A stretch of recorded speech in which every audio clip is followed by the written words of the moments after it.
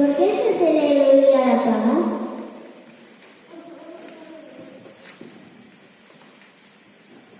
Hai 69 anos, o 30 de xaneiro de 1948, morría asesinado Mahatma Gandhi, Loitador incansable a favor da igualdade e a xustiza. A súa obra a favor da paz no mundo recordámola cada 30 de xaneiro, conmemorando na nosa escola o Día Internacional da Non Violencia e a Paz.